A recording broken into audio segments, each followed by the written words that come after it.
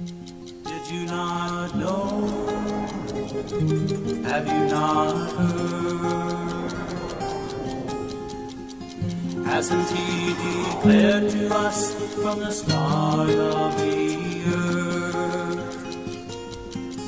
It is he who unfolds the heavens like a velvet curtain. Lift your eyes on high and see who created these.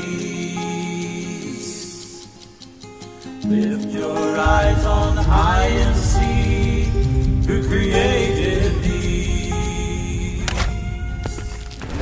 Shalom, my name is Kerry Alexander, and I have a very important message to share with you today.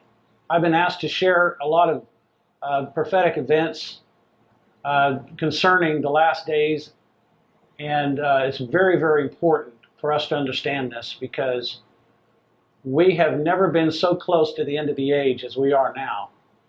And after I share some of these scriptures with you, you'll understand why I say that. And let me let you know that there have been, of course, we've all been through the past where we've gone through these times thinking it's the last days and we think we're there, and we wait for the time and it doesn't happen. But the problem with that is that we've been trusting in the interpretation of men.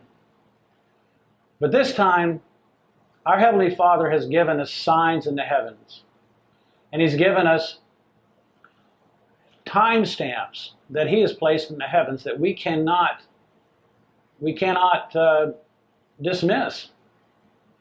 And so he is showing us, and He's been trying to show us for a long time about these signs and about this coming events, because He doesn't want us to be ignorant, and He wants us to be ready for Him so that day doesn't come upon us as a thief in the night. And I'm going to use the book of Matthew as a basic outline to get us started, and then I'll go on to the signs from there. So turn to Matthew 24. This is a great place to see the outline of events that bring us to the last days of this age. And so the disciples come to Him.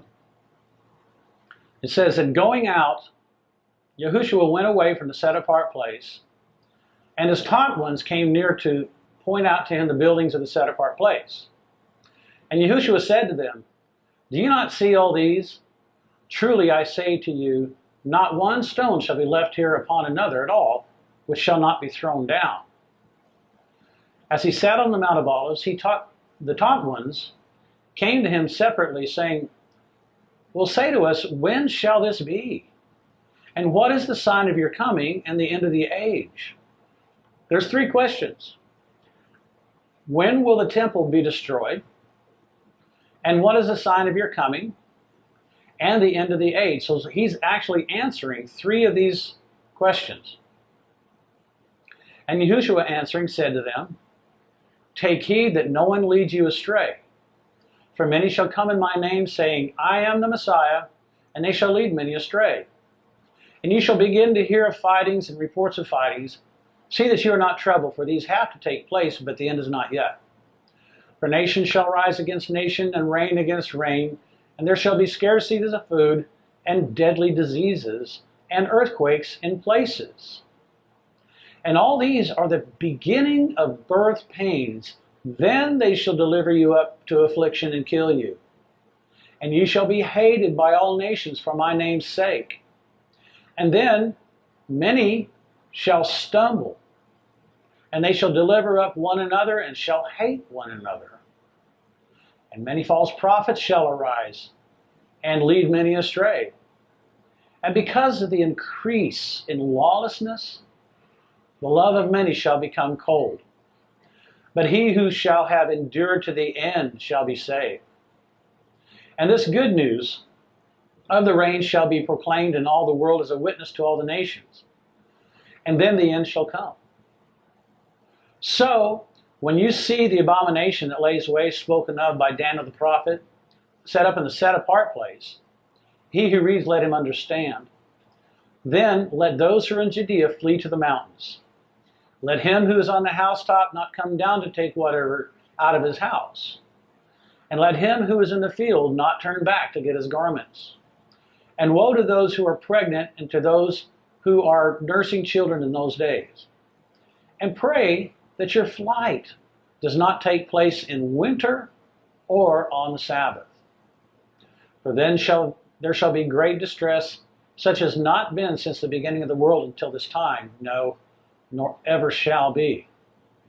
And if those days were not shortened, no flesh would be saved. But for the sake of the chosen ones, those days shall be shortened. If anyone then says to you, look, here's the Messiah, or there, do not believe it. For false messiahs and false prophets shall arise, and they shall show great signs and wonders so as to lead astray, if possible, even the chosen ones. See, I have forewarned you. So if they say to you, look, he's in the desert, do not go out. Or look, he's in the inner rooms, do not believe. For as the lightning, or actually a correct interpretation of that is, for as the sun shines from the east and shines to the west, so also shall the coming of the Son of Adam be. For wherever the dead body is, there the eagles shall be gathered together. And immediately after the distress of those days, the sun shall be darkened, and the moon shall not give its light, and the stars shall fall from the heaven, and the powers of the heavens shall be shaken. And then the sign of the Son of Adam shall appear in the heaven, and then all the tribes of the earth shall mourn, and they shall see the Son of Adam coming on the clouds of the heaven with power and much esteem.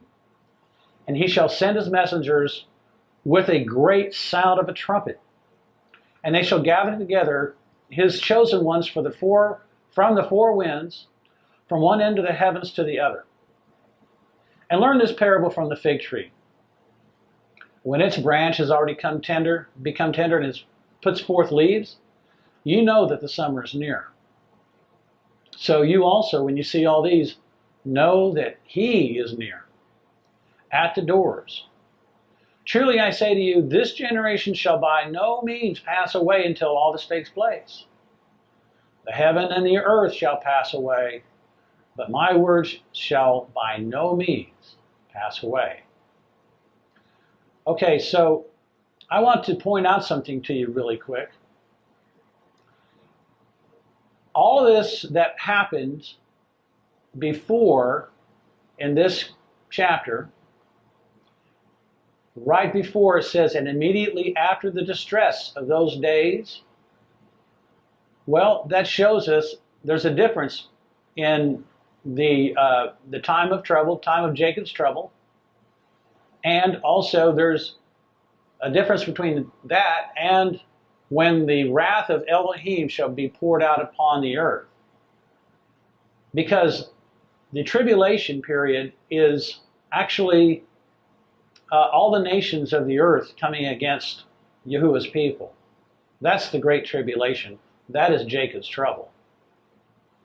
Immediately after the distress of those days, the sun shall be darkened, and the moon shall not give its light, and the stars shall fall from the heaven, and the powers of the heaven shall be shaken. And then the sign of the Son of Adam shall appear in the heaven, and then all the tribes of the earth shall mourn.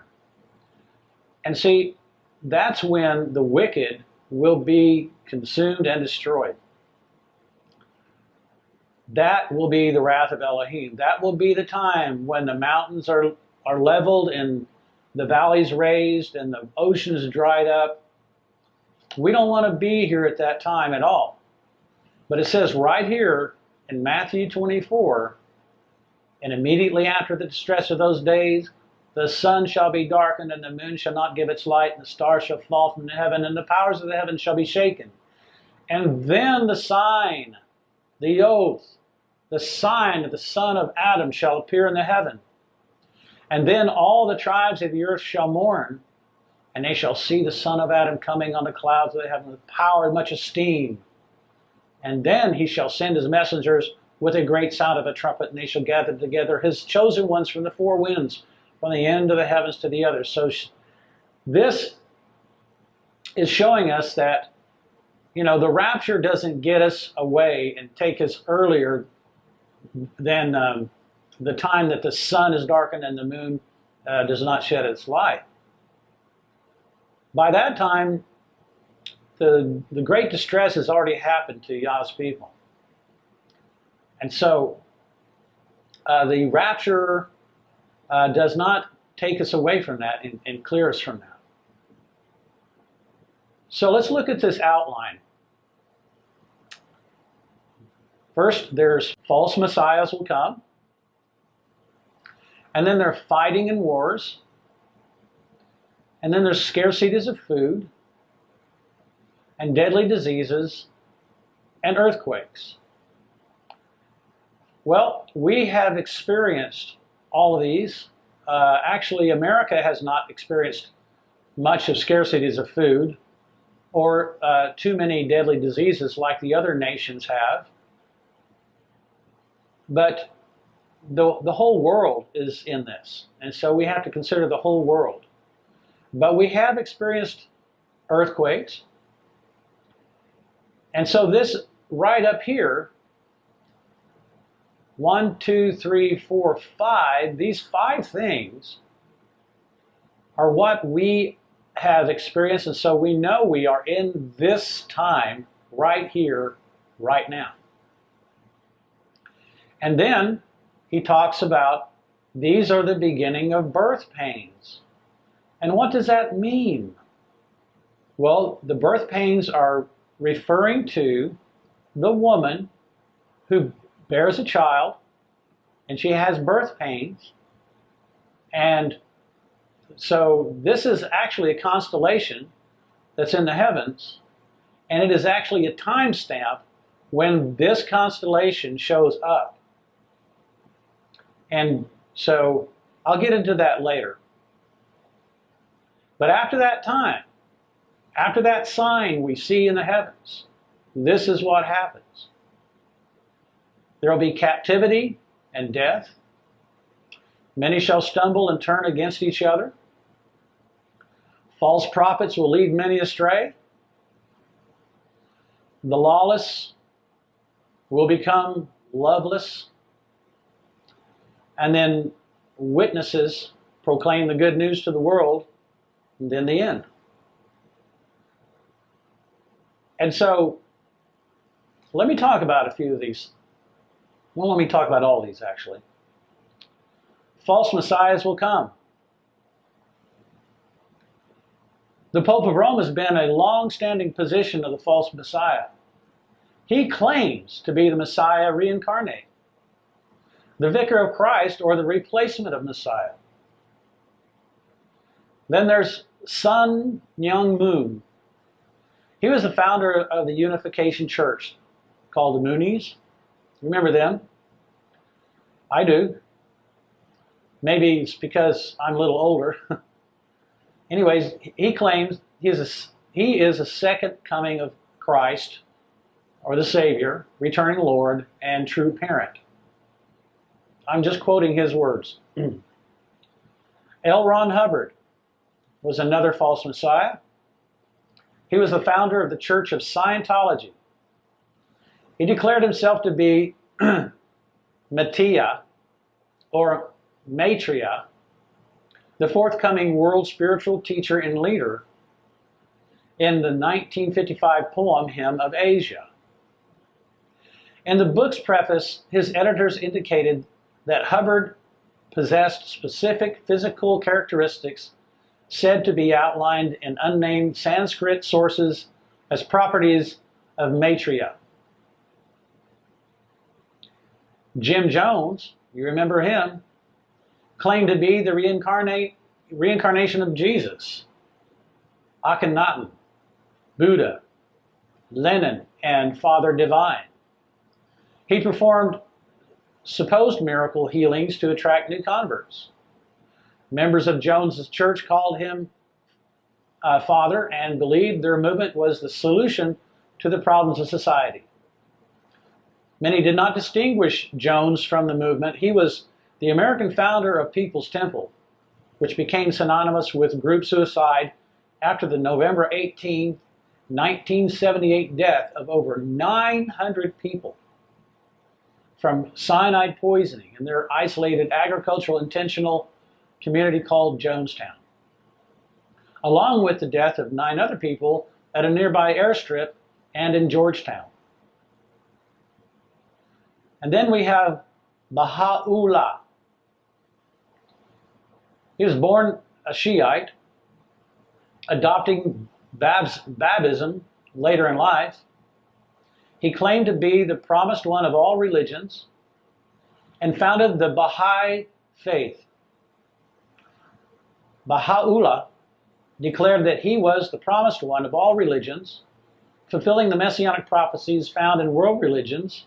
He stated that his claims to being several messiahs converging one person were the symbolic rather than literal fulfillment of the messianic and eschatological prophecies found in the literature of major religions. But these are just a few. I'm not going to spend this whole time telling you all the false messiahs. It would be ridiculous because there are many. Because he said there'd be many false messiahs. Fighting in wars is the next thing that would come.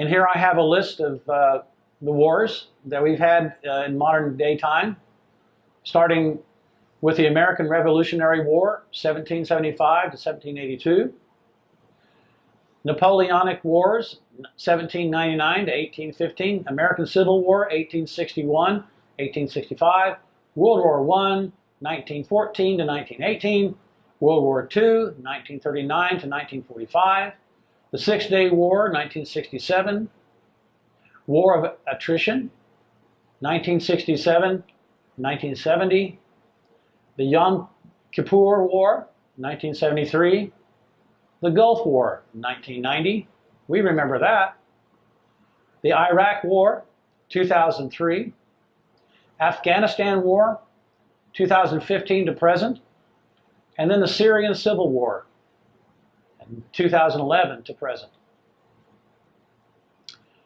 So that's nation rising up against nation.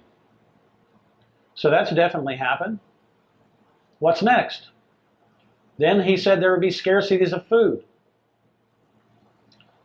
And from 2014 to 2016 estimates, there have been 794.6 million in the world that are suffering from scarcities of food. I think that's very significant. That's 10% or almost 11% of the world population. But it's probably going to get worse than that. And when you don't have food, you have deadly diseases.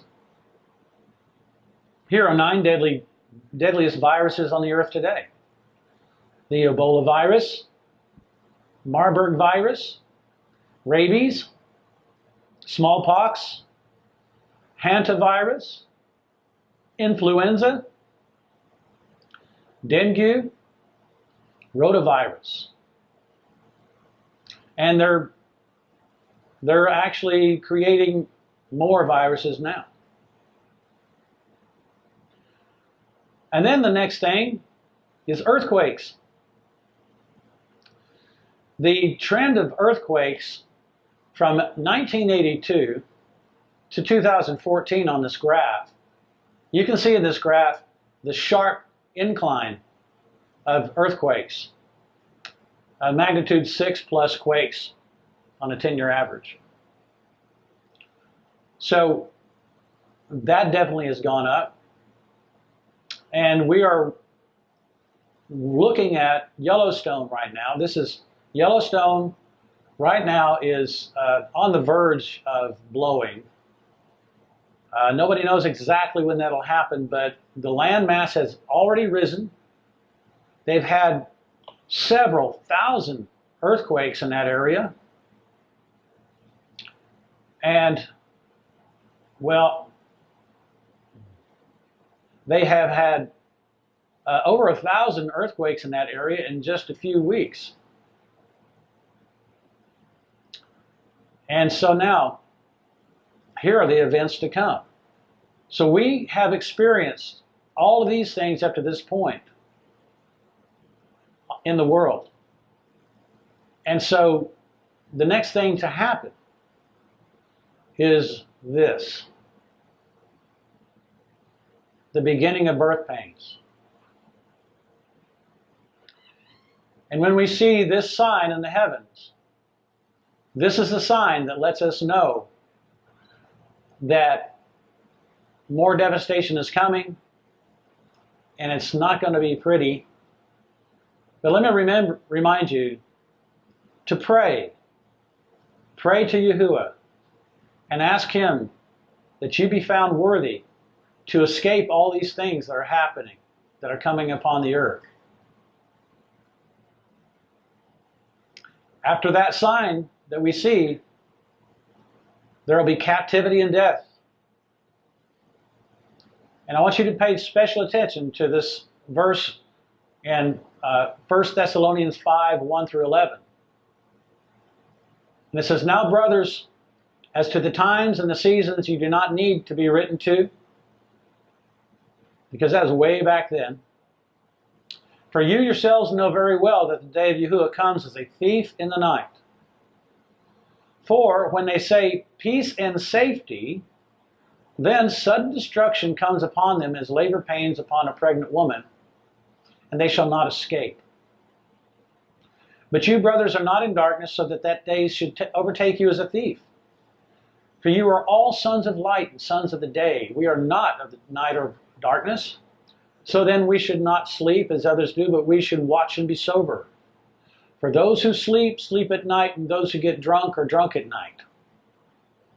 But we who are of the day should be sober, putting on the breastplate of belief and love, and as a helmet of expectation of deliverance, because Elohim did not appoint us to wrath, but to obtain deliverance through our Messiah, Yahushua, who died for us so that we, whether awake or asleep, should live together with Him.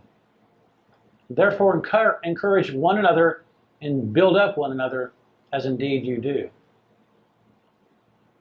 So, I'm going to back up here a little bit. It says, "For when they say peace and safety, then sudden destruction comes upon them." And I just want to tell you that the UN, on September 21st, the UN says that they're going to get together and have a huge meeting, and they're going to ring the peace and safety bell. This peace and safety is not peace and safety for Yah's people. I guarantee you that. Because what is going to happen is the UN is going to send a flood of immigrants to the United States. And it's not going to be much fun. Let's just put it that way. The next thing is, many shall stumble and turn against each other. Look at this, what it says in Daniel 11, 33 through 36. "And those of the people who have insight shall give understanding to many. And they shall stumble by sword and flame, by captivity and plundering for days. And when they stumble, they shall be helped a little help. But many shall join them by flatteries." I believe those flatteries to be by the beast system. And they'll try to make it look like it's a good thing for us to enter the FEMA camps. But I'm telling you, stay away from the FEMA camps. You'll just die there. "And some of those who have insight shall stumble to refine them, and to cleanse them, and to make them white until the time of the end, for it is still for an appointed time. And the sovereign shall do as he pleases, and exalt himself, and show himself to be great above every mighty one, and speak incredible matters against the El of mighty ones, and shall prosper until the wrath has been accomplished. For what has been decreed shall be done." Remember what I said about the tribulation and then the wrath? There's two different sections here. We will have to go through the tribulation, but not through the wrath. We are not appointed to wrath. Then the next thing is false prophets will lead many astray. And this is out of Jeremiah. It says, "For the house of Israel and the house of Yehudah have utterly betrayed me, declares Yahuwah. They have been untrue to Yahuwah and said, 'It is not he. No evil comes upon us, nor do we see sword or scarcity of food.'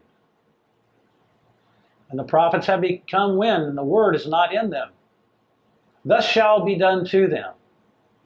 Therefore thus says Yahuwah Elohim of hosts, because you speak this word, see, I am making my words in your mouth fire, and this people wood, and it shall devour them.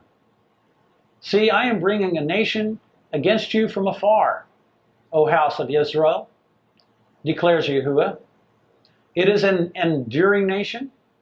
It is an ancient nation, a nation whose language you do not know, nor do you understand what they say. Their quiver is like an open tomb. All of them are mighty men, and they shall eat up your harvest and your bread, which your sons and daughters should eat. They shall eat up your flocks and your herds. They shall eat up your vines and your fig trees. With the sword, they shall demolish your walled cities in which you are trusting in." Remember the great wall that somebody wants to erect? We don't need to worry about trusting in that wall to protect us. They'll get in by another way, even if it's built. "But even in those days, declares Yahuwah, I shall not make a complete end of you. And it shall be when they say, 'Why does Yahuwah our Elohim do all this to us?' Then you shall answer them, 'As you have forsaken me and served foreign mighty ones in your land, so you shall serve foreigners in a land that is not yours.'" The next thing is lawlessness equals lovelessness. Matthew 7:22-23. "Many shall say to me in that day, 'Master, Master,' or 'Lord, Lord,'" whatever you want to say. Or even Yahuwah, Yahuwah. To those who call on his name but don't keep his commandments. They will say, "Have we not prophesied in your name and cast out demons in your name and done many mighty works in your name?" And then I shall declare to them, "I never knew you. Depart from me, you who work lawlessness." In other words, they are not Torah keepers. John 14:15-18. "If you love me, says Yahushua, you shall guard my commands. And I shall ask the Father, and he shall give you another helper to stay with you forever." That's reassuring. "The Spirit of truth is the helper, whom the world is unable to receive because it does not see him or know him. But you know him, for he stays with you and shall be in you. I shall not leave you orphans. I am coming to you." Look at Romans 6:1-13. "What then shall we say? Shall we continue in sin to let favor increase? Let it not be. How shall we who died to sin live in it? Or do you not know that as many of us as were immersed into Messiah, Yahushua, were immersed into his death? We were therefore buried with him through immersion into death, that as Messiah was raised from the dead by the esteem of the Father, so also we should walk in newness of life. For if we have come to be grown together in the likeness of his death, we shall also be of the resurrection. Knowing this, that our old man was impaled with him, so that the body of sin might be rendered powerless to serve sin no longer. For he who has died has been made right from sin. And if we died with the Messiah, we believe that we shall also live with him, knowing that Messiah, having been raised from the dead, dies no more. Death no longer rules over him.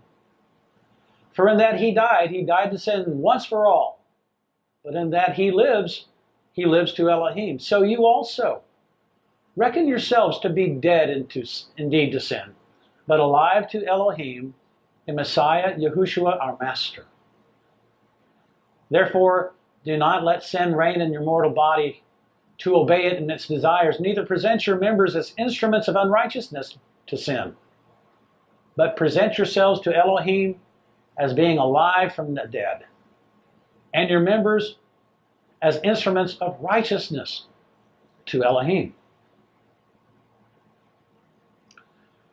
And the last thing that happens in this outline is the witnesses proclaim good news to the world, and then the end.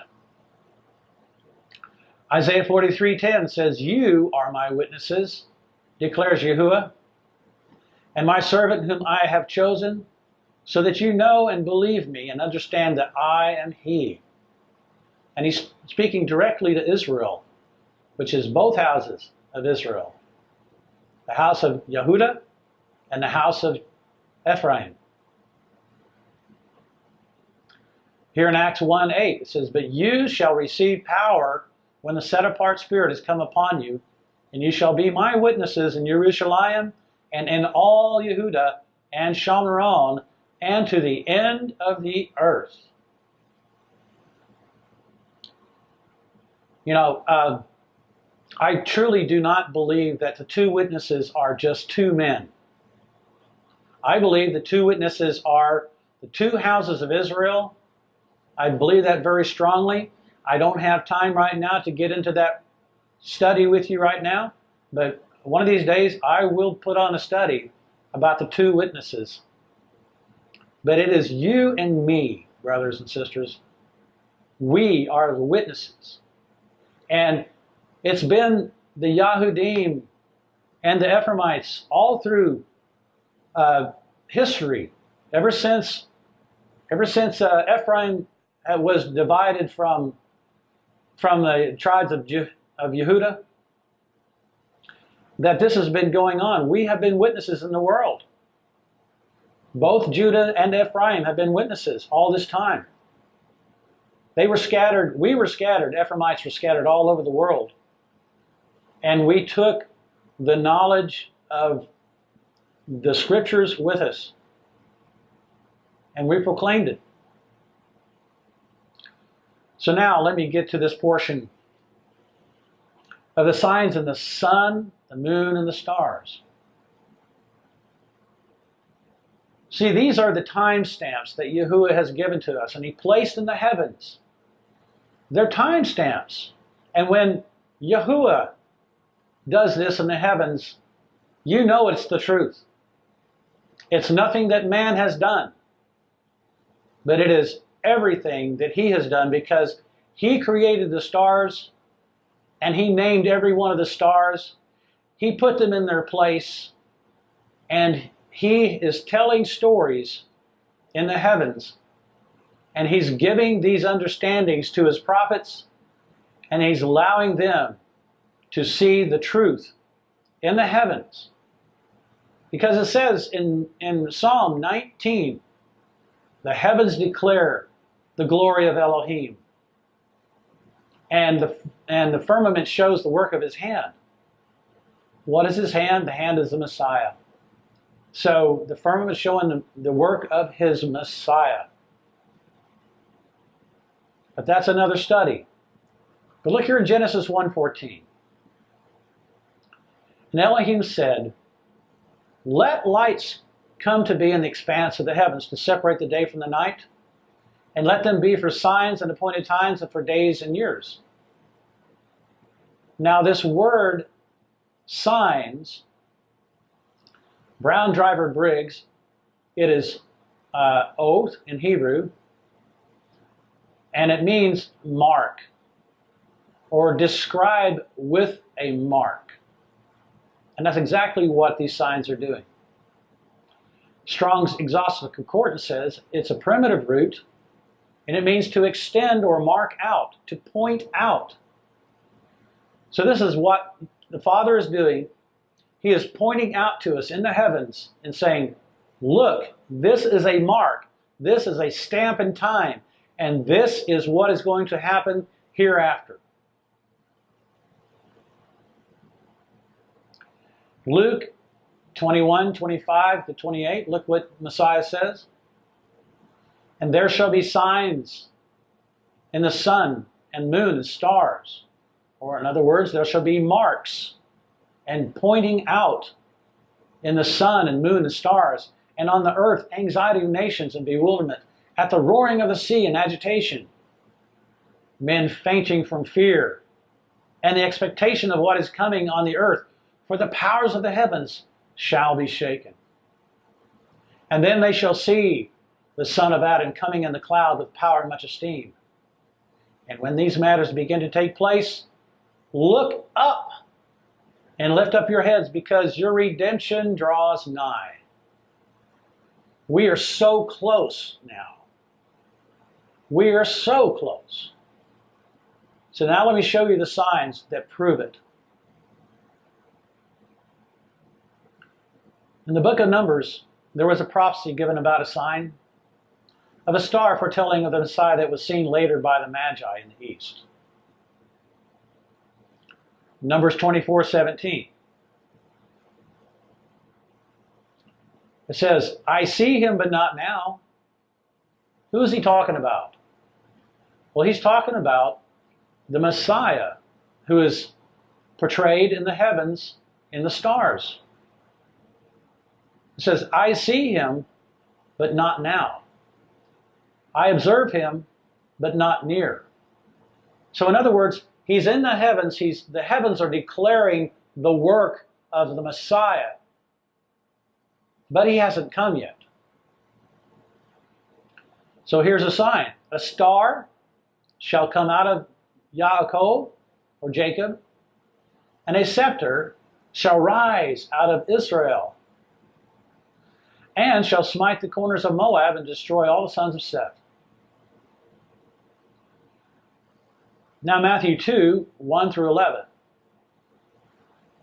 And Yahushua, having been born in Bethlehem of Yehuda, in the days of Herodes the sovereign, see, Magi from the east came to Jerusalem, saying, where is he who has been born sovereign of the Yahudim?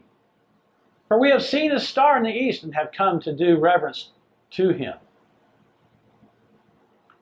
How did they know to look for him in the heavens if this was not something we should be doing? You see, Daniel, when he was exiled to Babylon, he and all of Judah, they knew about the stars. Because, of course, Yahuwah gave the knowledge of the stars to Adam and to the descendants on down, especially to Abraham. Remember how he told him to look up and see if he could count the number of stars, and that his seed would be as the number of the stars? So it's saying that they're asking this question, where is he who has been born sovereign of the Yahudim? For we saw his star in the east and have come to do reverence to him.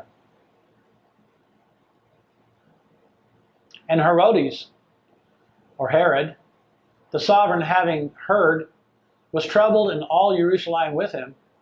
And having gathered all the chief priests and scribes of the people together, he asked them where the Messiah was to be born, and they said to him, in Bethlehem, or house of bread, of Yehuda. That's really interesting that they would call this town house of bread. Because if this is where the Messiah was to be born, this is the very place where the bread of heaven would come. So it is the house of bread. For thus it has been written by the prophet, but you, Bethlehem, in the land of Yehuda, You are by no means least among the rulers of Yehuda, for out of you shall come a ruler who shall shepherd my people Israel. Then Herod, having called the Magi secretly, learned exactly from them what time the star appeared. And having sent them to Bethlehem, he said, Go and search diligently for the child, and when you have found him, bring him back word to me, so that I too might go and do reverence to him. And having heard the sovereign, they went.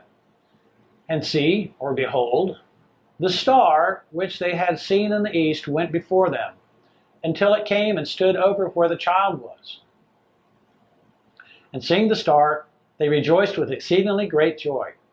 And coming into the house, they saw the child with Miriam, his mother, and fell down and did reverence to him.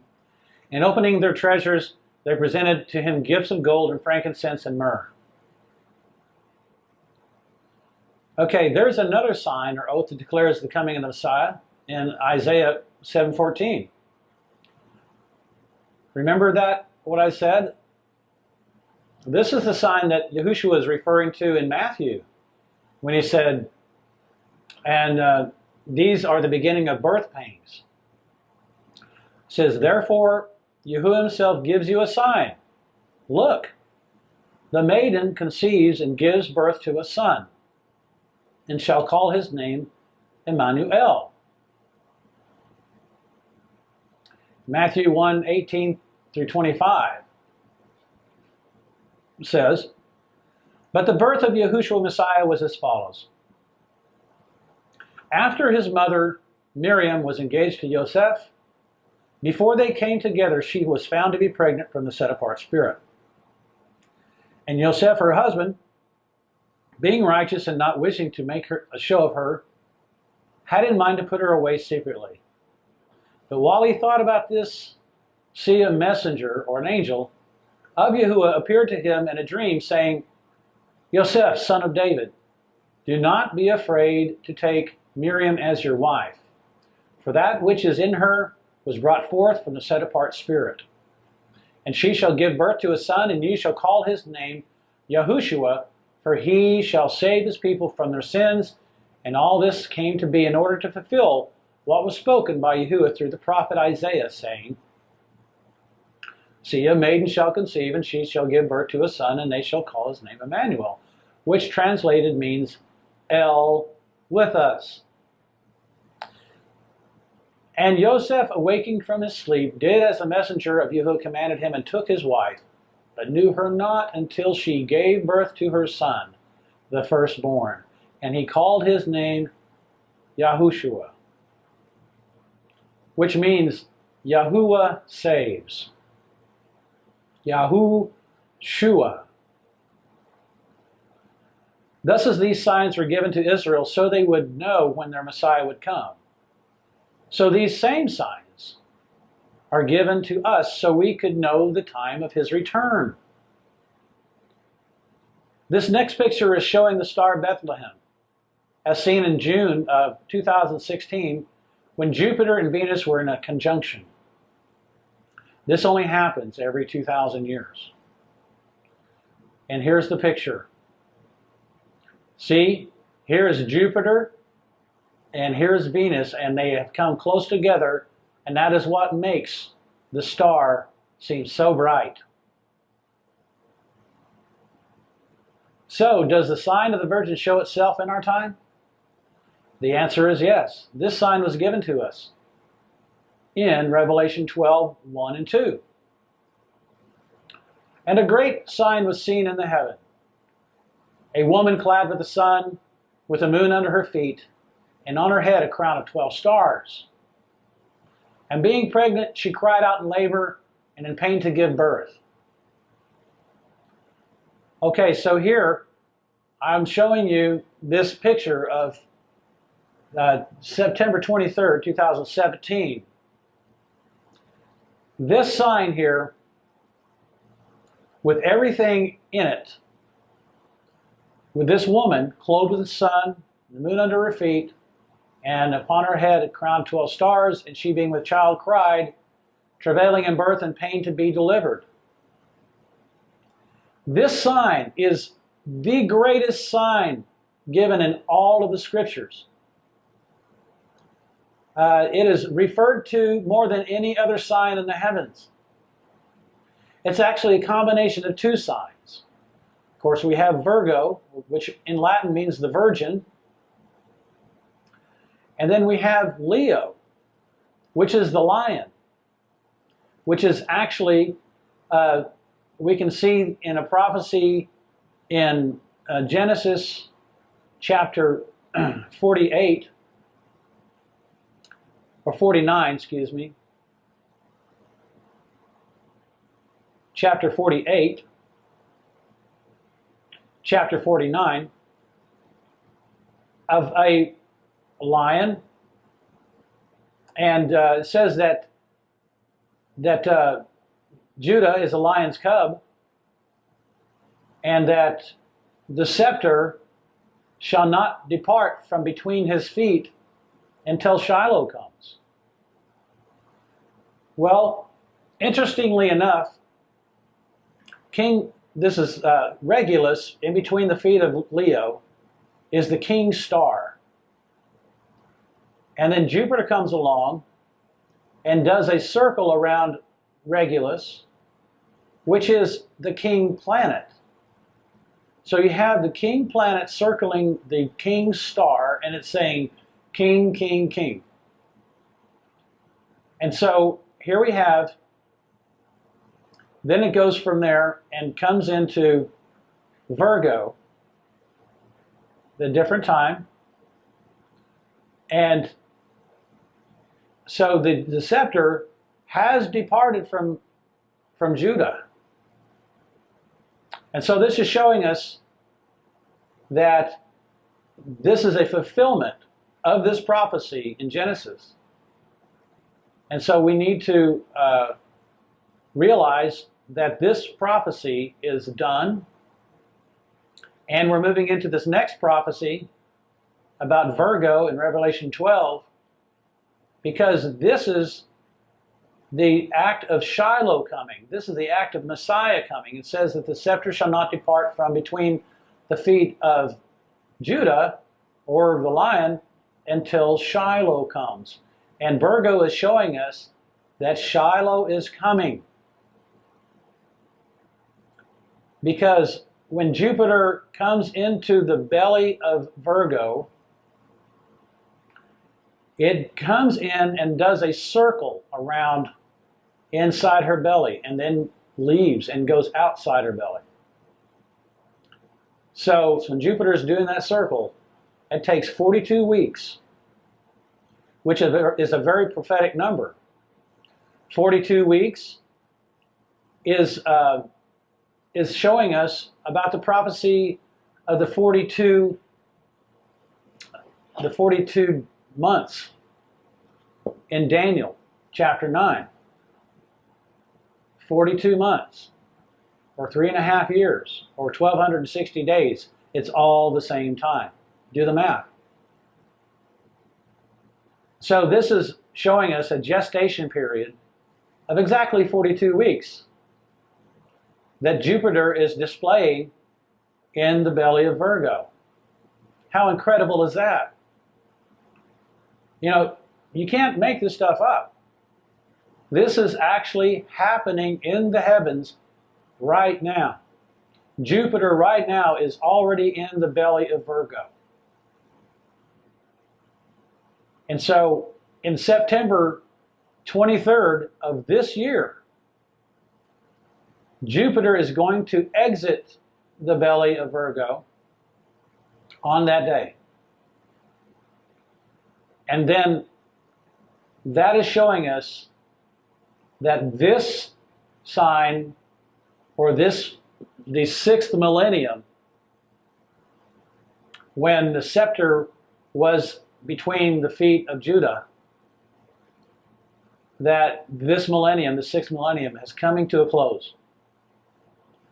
And the beginning of the 7th millennium is going to start the next day after Jupiter exits Virgo. Here is the scriptures that I want you to read for yourself. These are all dealing with the constellation Virgo, or the woman, and having pain of childbirth. And you can see from these verses what we can expect.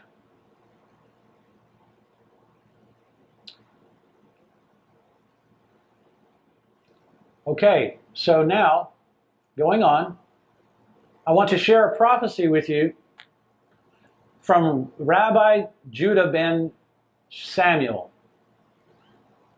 He made an amazing prophecy in 12:17 concerning the future of Jerusalem that already has 3 accurate fulfillments from 1517 to 1967.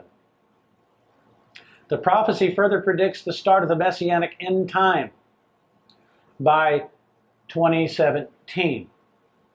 Here is the prophecy. When the Ottomans conquer Jerusalem, they will rule over Jerusalem for 8 jubilees.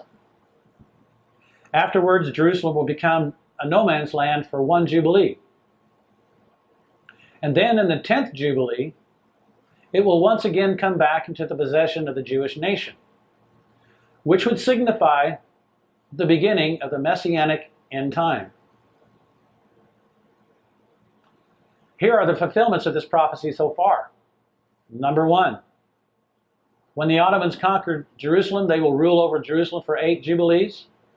This happened 300 years after Ben Samuel's death in 1517 when the Turks conquered Jerusalem. Remember, Ben Samuel lived in 1217, and here it is 1517 when the Turks conquered Jerusalem. That's 300 years.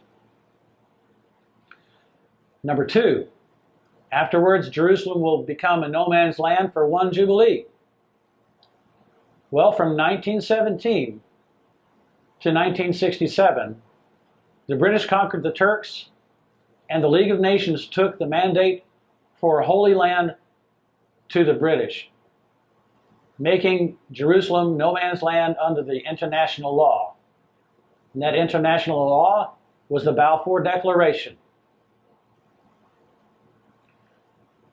Number 3, then in the 9th Jubilee, it will once again come back into the possession of the Jewish nation, which would signify the beginning of the Messianic end time, 1967 to 2017. In 1967's Six-Day War, Israel retook Jerusalem.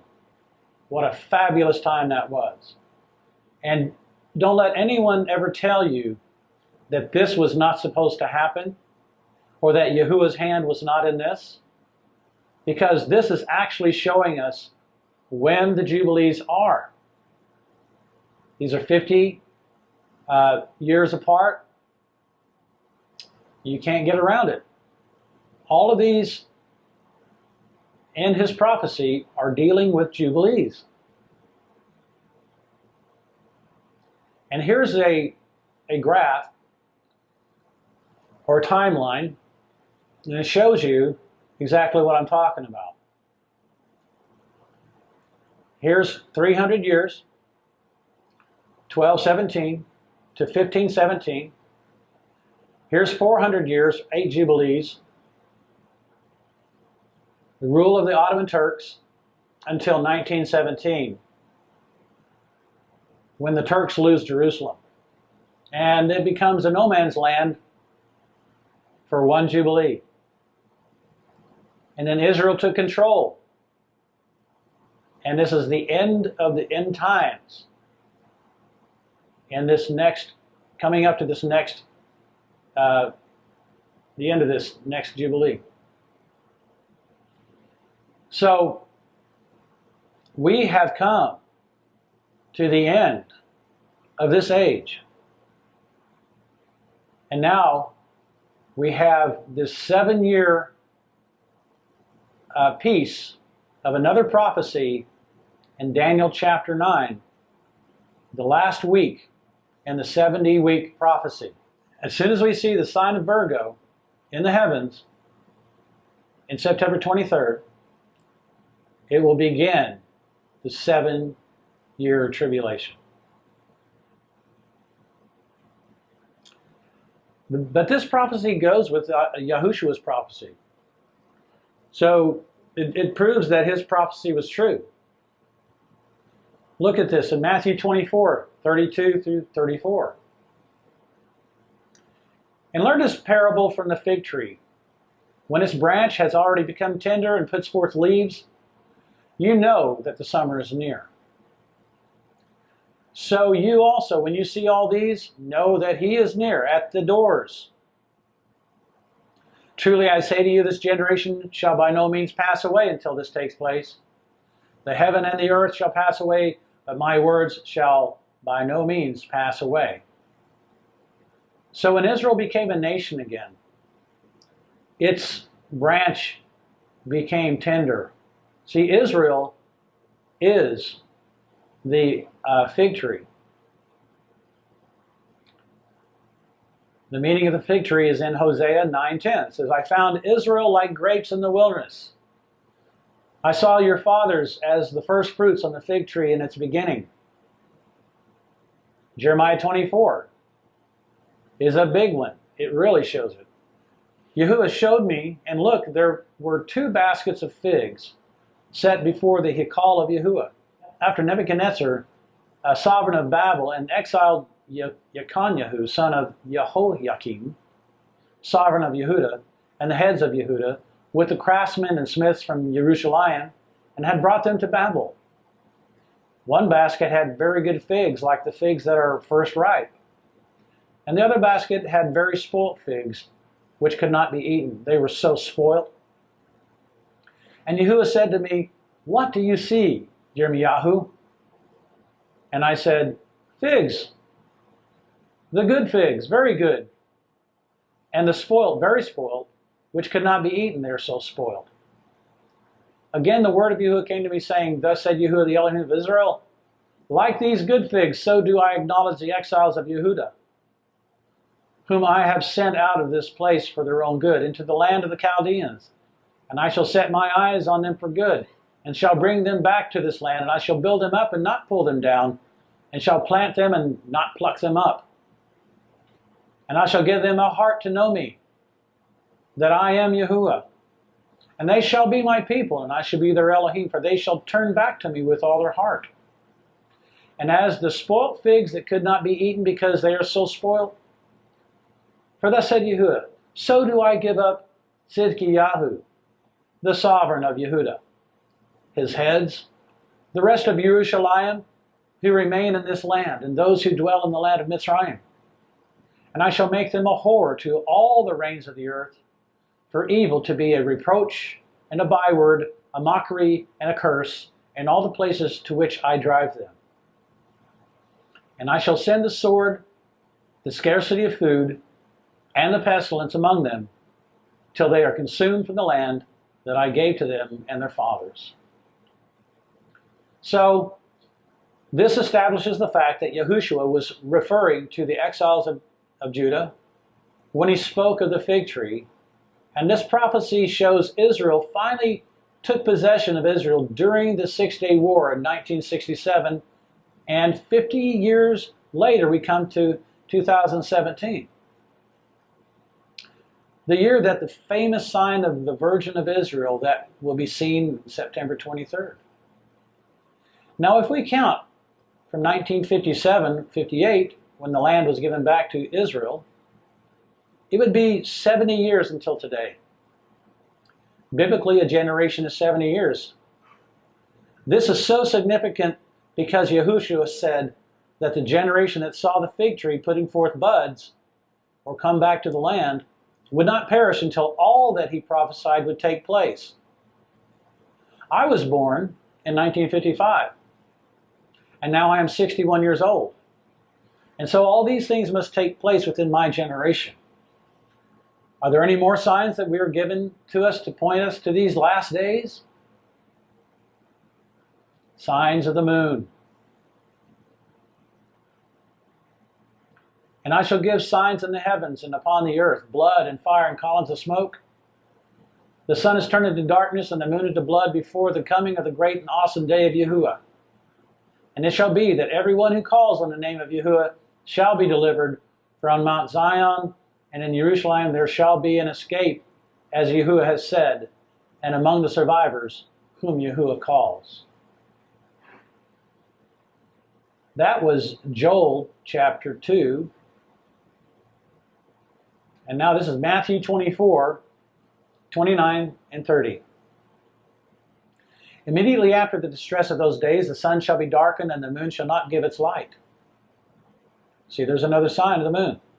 It's the same sign. It'll turn red and will not give off its bright white light. The moon shall not give its light.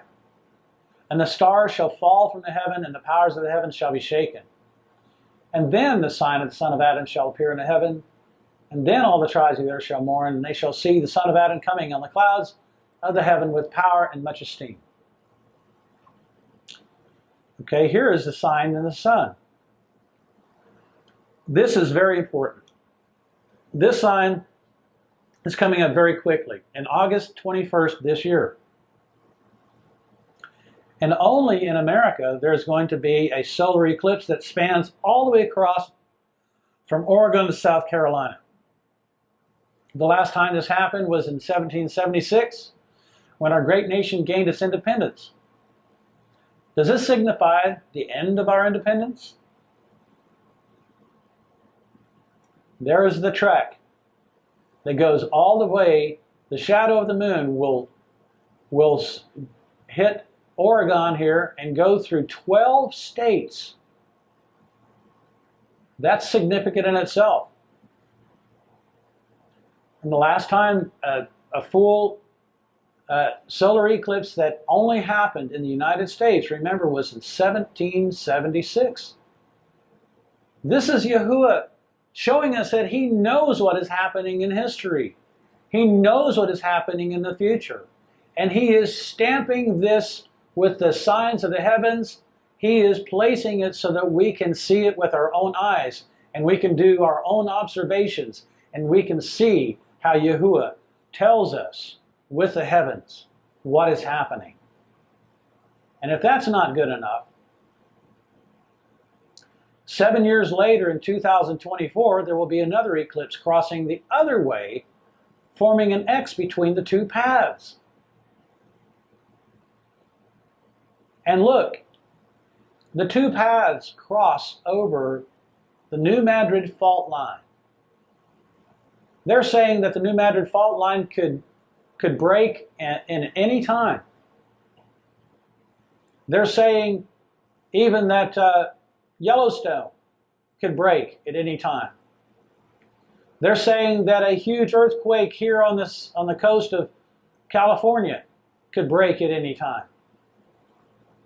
Brothers and sisters, we are definitely in the last days. If any one of these things happened to us, it would be totally devastating.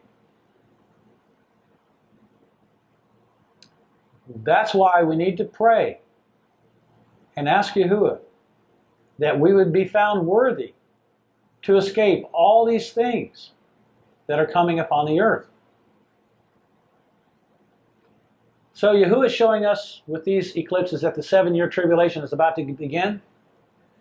After the sign of Revelation 12:1 appears in September 23rd of this year, we will be in the great tribulation that the prophets have been writing or warning us about for centuries. From the eclipse on August 21st to the sign of Virgo, there will be 33 days between the two signs. And this follows Scripture. I want you to see something. A brother of mine shared this with me just today. And that was Brother Lee. Leviticus 12. And Yahuwah spoke to Moshe, saying, "Speak to the children of Israel, saying, when a woman has conceived and has given birth to a male child, then she shall be unclean 7 days, as in the days of her monthly separation she is unclean. And on the 8th day, the flesh of his foreskin is circumcised, and she remains in the blood of her cleansing 33 days. She does not touch whatever is set apart, and she does not come into the set apart place until the days of her cleansing are completed. Well, not only is this a law given in the book of Leviticus, but see, these laws are very prophetic. We have to realize this. This is why he had us rehearse these laws. And this is why he gave them to us, so that we would see these patterns. After the woman delivers her child, or after the body of Messiah is brought forth, then she will have to go through 30 days of cleansing. 33 days. Just as it shows in the scripture in Leviticus. So until we are cleansed, we will not be able to enter the house of Yahuwah. Now look at Revelation 7:13-17. This is exactly what it says. Who are these dressed in white robes, and where did they come from? And upon further investigation, you'll understand that the ones dressed in white robes, and too numerous to count, that is Ephraim, the house of Ephraim. And a lot of us are from the house of Ephraim here in America. And I said to him, Master, you know who are dressed in white robes and where they came from. And he said to me, these are those coming out of the great distress, having washed their robes and made them white in the blood of the Lamb. Because of this, because they have been cleansed, they are before the throne of Elohim. They do get to go in and serve him day and night in his dwelling place. And he who sits on the throne shall spread his tent over them. And they shall no longer hunger, neither thirst anymore, neither shall the sun strike them, nor any heat, because the Lamb who is in the midst of the throne shall shepherd them and lead them to fountains of waters of life. And Elohim shall wipe away every tear from their eyes. So this is the reason why I myself am adhering to the signs that are given. This is the very reason why these scriptures mean so much to me. And this is the reason why I want to share this to all those that I love. And this is why I put it on this video. Because I love my family. I love my brothers and sisters in Yahuwah. And I love people in general. And if this at least will wake up even one person, it's worth it to me. I want more people in the kingdom. And unless we wake up and see the signs that are in the heavens, and we attach them to the scriptures, and see how that the scriptures are bearing out what the heavens are trying to tell us, then we will not have any hope for the future. Because after all this happens, after the 7 years of devastation happens, and we are raised up off of this planet and taken to the mountain of the house of Yahuwah, into a place of safety, then, this is where I want to be. And this is where I want everyone to be. And this is the only hope that we have. It's not all bad. Let me tell you, it's not all bad. We may have to suffer persecution from the nations of the earth. This is one thing that I thought about. People wonder if the Bible is true or not. But I'll tell you, it says this, and it proves the Bible is true. He said, you shall be hated by all people for my name's sake. I have declared Yahuwah's name. And many of the people in the Messianic community know this. And people in the Messianic community have come against me. People in my family have come against me. People in the world have come against me. But I'm telling you, I will have a greater reward for standing up for truth and speaking my mind as to the truth of the Scriptures. And I love you guys. That's why I'm telling you this. I'm not afraid of persecution. This is the truth. And we will shortly find it out. And so, let me just pray very quickly. Father Yahuwah, I pray that these words do not fall on deaf ears.